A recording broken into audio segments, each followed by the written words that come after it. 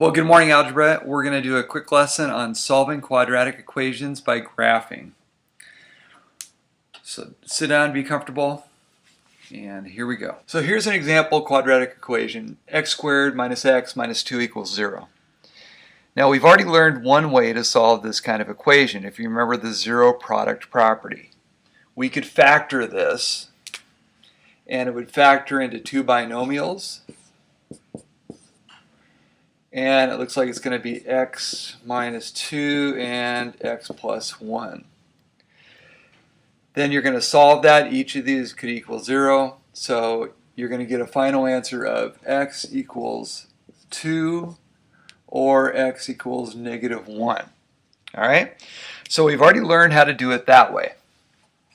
Now, today what we're going to do is we're going to learn how to do this by graphing it. Now we could replace, if we wanted to make this quadratic equation a quadratic function, we could put in y, or we could put in f of x here. It doesn't matter which one. If the y value is going to be 0 on our graph, that means it's the place where it crosses the x-axis, if that makes sense to you.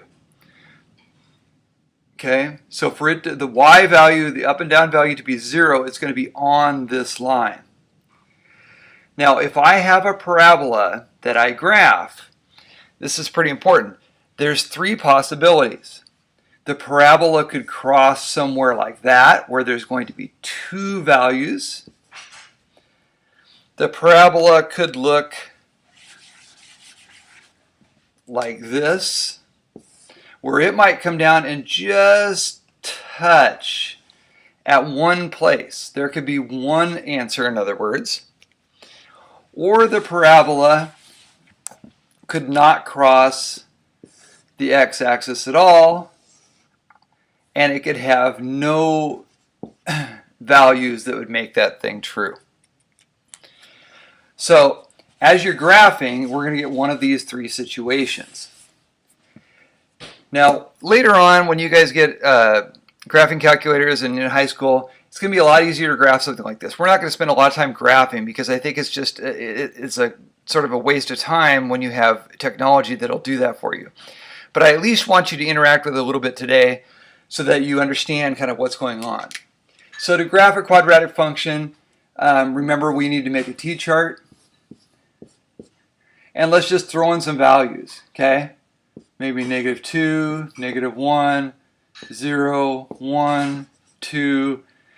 And then what we're going to do is we're going to plug them in here, and we're going to see what comes out for the y. So plug in negative 2. That's going to be 4 minus negative 2. That's going to be 6 minus 2 is 4. I'll do this real quick. You just sit back and relax.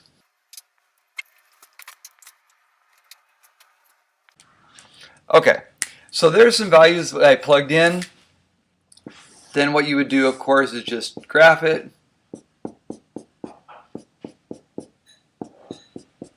So negative 2, up 4. Negative 1, up 0. 0, down negative 2. 1, down negative 2. 2, 0. And over 3 and up 4. So if you look at it, we don't have this vertex point, but our parabola is going to look something like this. And you can estimate here, or you can actually see that the two zeros, the two zeros are going to be at negative 1 and 2, which is what we solved before. Okay? So all this is a second way to find the roots, to find the answers, basically, to a quadratic equation. Okay? And tomorrow we're going to learn a different way. All right, hope that made sense.